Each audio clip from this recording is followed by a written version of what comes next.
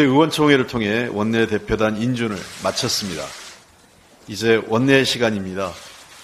윤석열 정부의 독선과 독주, 오만과 불통에는 단호하게 맞서고 정권이 외면한 국민의 절박함에는 충실하게 그리고 더 겸손한 자세로 응답하겠습니다.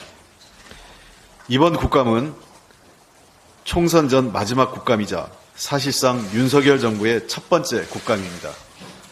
고금리 장기화 전망으로 미국 국채금리가 급등하면서 우리 경제는 다시 고환율, 고물가, 고금리 3고 리스크 위기에 놓여 있습니다.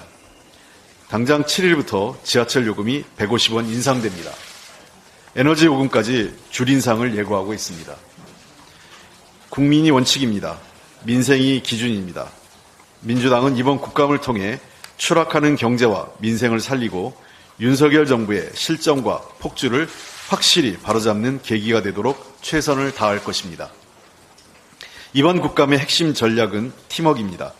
상임위 간사를 중심으로 한 팀워크, 후쿠시마 오염수 해양 투기, 대통령 처가 고속도로 게이트와 같이 여러 상임위에 걸쳐 있는 현안은 관련 상임위 간 팀워크로 성과를 내는 유능한 국감을 만들 것입니다.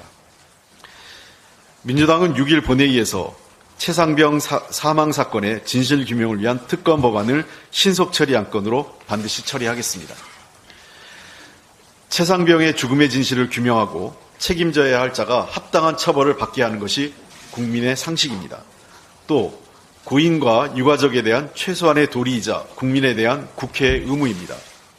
최상병 특검법은 정쟁의 대상이 될 수 없습니다. 소속된 정당이나 가치관이 다를지라도 국회의원의 양심으로 신속 처리 안건 지정에 동의해 줄 것을 21대 국회 298명 모든 의원께 정중히 요청드립니다.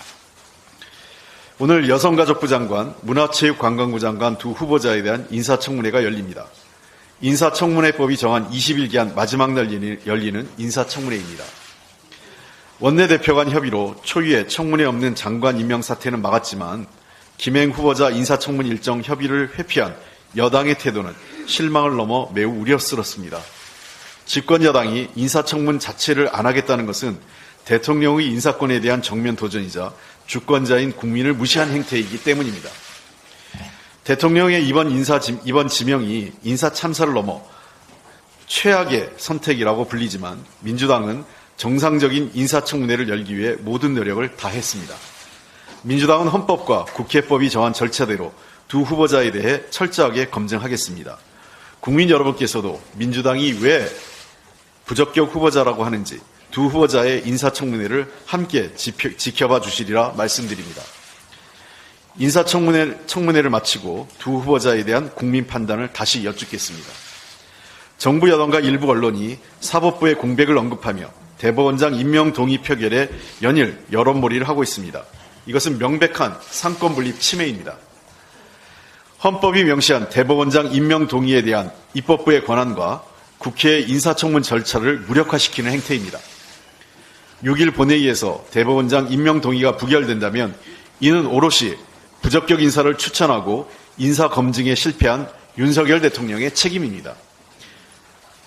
대통령의 입맛에 맞는 후보자가 아닌 국민의 눈높이에 맞는 좋은 후보를 보내주십시오. 언제든 임명 절차에 협조하겠습니다. 내일 6일 금요일부터 7일 토요일까지 이틀간 강서구청장 보궐선거 사전투표가 있습니다. 강서군에 설치된 사전투표소 어디에서나 신분증 하나만 있으면 사전투표가 가능합니다. 이번 투표는 윤석열 정부의 폭주를 막는 투표이자 강서 구민의 미래를 지키는 투표입니다. 당원들께서도 강서구에 지인이 있다면 사전투표하시라 독려 전화 부탁드립니다. 투표가 심판입니다. 여러분의 투표가 오만한 권력을 이깁니다. 윤석열 정부와 국민의힘은 여전히 국민과는 정반대로 가고 있습니다.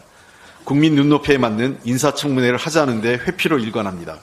민생국회 만들자는 야당에 대해 존중은 그 어디에도 없습니다. 윤석열 대통령께 재차 촉구합니다. 더 큰 국민적 저항에 직면하기 전에 독선적인 국정 운영에 대해 사과하고 국정기조를 전환해야 합니다.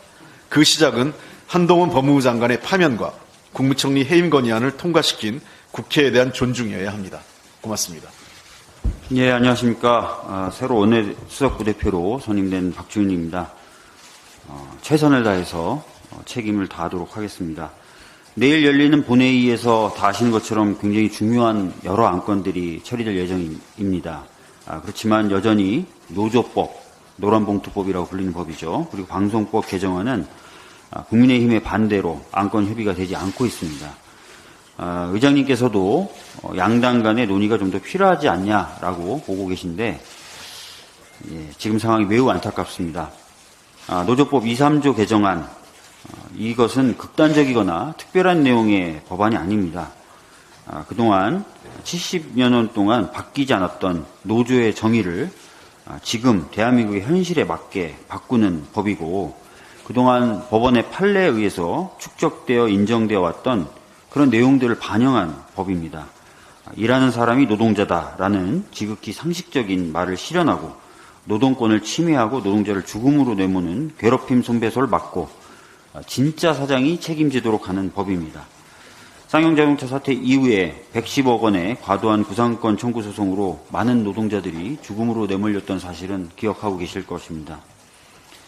현대제철 같은 경우에는 52일간의 파업을 했다는 이유로 하청 노동자들에게 246억 원의 결코 현실화될 수 없는 손해배상 청구를 하기도 했었습니다. 또 지난해 대우조선해양 같은 경우에는 하청 노동자들에게 470억 원의 손해배상 청구를 하기도 했습니다. 그래서 여전히 파업 끝에 사측에 감당할 수 없는 규모의 손배소로 노동자를 벼랑 끝으로 내모는 일이 계속해서 반복되고 있습니다. 헌법이 보장한 노동권임에도 불구하고 노동자에게 이렇게 과도하게 손해배상을 청구하는 그런 행태는 좀 이제 끝나야 됩니다. 국회가 나서야 됩니다. 노조법 2, 3조 개정은 지금 우리에게 주어진 역사적 책무입니다. 국민의힘은 더 이상 노동자들의 절규를 외면하지 말고 노조법 2, 3조 개정안 처리에 동참해 줄 것을 강력하게 요구합니다. 그리고 김진표 의장님께도 간곡하게 말씀드리겠습니다. 대한민국 2천만 노동자 모두를 위해 결단을 내려주셨으면 합니다. 20년의 기다림, 이제 국회가 마침표를 찍어야 됩니다. 더불어민주당은 노조법 2, 3조 개정안 통과를 위해서 끝까지 노력을 다하겠다는 말씀 드리겠습니다. 이상입니다.